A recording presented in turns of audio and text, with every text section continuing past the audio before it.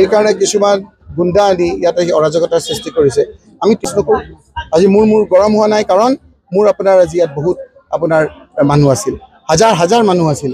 যদি অকণমান গৰম হৈ কথাবিলাক ক'লোহেঁতেন, তেওঁলোকৰ কি অৱস্থা হৈছিল। হিমন্ত বিশ্বই সেই কথাখিনি বিচাৰে।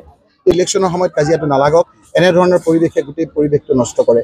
গতিকে আপোনালোকে, আমি আলফালে ভয় নকৰিলোঁ, এই চালফাবিলাকলৈ ভয় কৰিম নেকি? চালফা কেইটামান আনিছে, এইবিলাক আপোনাৰ মানুহক আনিছে, সকলোৱে জানে।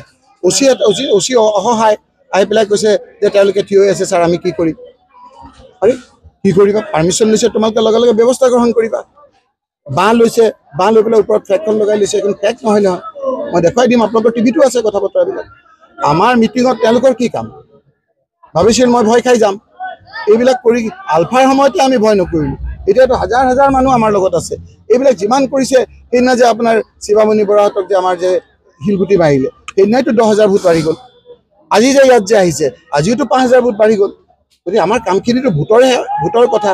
তেওঁলোকে কিয় নকয় যে ৰকিবুল হুছেইনে কোৱা কথাখিনি মিছা? ৰকিবুল হুছেইনে কৈ আছে পঞ্চায়তৰ প্ৰতি 100 চাকৰি দিছে, সেইটো দিয়া নাই, আমিহে দিছোঁ। কিয় নকয় মিয়াৰ ভোট নালাগে বুলি হিমন্ত বিশ্ব শৰ্মাই কোৱা নাই? কিয় নকয় যে মহিলাসকল, মুছলমানৰ মহিলাসকল আমাৰ সন্তান জন্ম দিয়া মেচিন বুলি আমি কোৱা নাই? কিয় কাৰণে নকয় যে মাদ্ৰাছা ভাঙি আমি চৰকাৰ কৰি দিম, যিকেইটা মাদ্ৰাছা আছে সেইখিনি ভাঙি দিম, সেইখিনি তেওঁলোকে কোৱা নাই বুলি কিয় নকয়? কিয় ইছলামক খতম কৰি দেংগা বুলি তেওঁ যে কৈছে, এইটো নাইকোৱা বুলি কিয় নকয়? সমাজত চবতে কিছুমান শয়তান ৰূপী আমাৰ ধৰ্মত আছে যে ইবলিছ থাকে। এই 10টা মানুহৰ কাৰণে গোটেই সমাজখন ভাঙি চিঙি চুৰমাৰ কৰিব দিম নেকি? আমাৰতো এটা দায়িত্ব আছে, কৰ্তব্য আছে। ৰকিবুল হুছেইন বুলি যে এটা গুণ্ডা, নগাঁও ডাকাপতিৰ পৰা যে এটা গুণ্ডা আহে, এইটো চামগুৰি সমষ্টি নহয়, গোটেই অসমৰ মানুহে জানে যে নগাঁও ডাকাপতিত এটা গুণ্ডা থাকে। সেই গুণ্ডাটোৱে আমাৰ ইয়াত বুৰবান্ধা শান্তি বজাৰ বুলি এটা জাগা আছে, ইয়াতে মিটিং কৰিব আহিছে। আমাৰ বুৰবান্ধা জিপিত, গোটেইখন জিপিৰ ভিতৰত 100 মানুহ ইয়াত অহা নাই।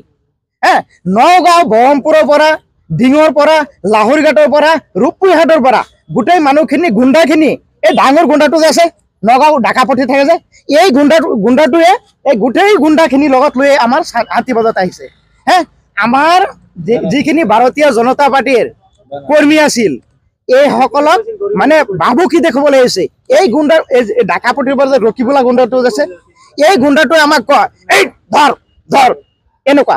মানে অভদ্ৰ বুলি যে এটা মানুহ, অভদ্ৰ এটা সীমা থাকে, সীমা থাকিব লাগে। মানে সীমাটো একদম এৰাই গুচি গ'ল। আৰু কি ক'ম, আমাৰ ইয়াত বেনাৰ পোষ্টাৰ ছিঙিছে ৰকিবুল হুছেইনে নিজে, ইয়াত লগি পেলাই বেনাৰ পোষ্টাৰ কেইটা ছিঙিছে, আপোনালোকে দেখিছে।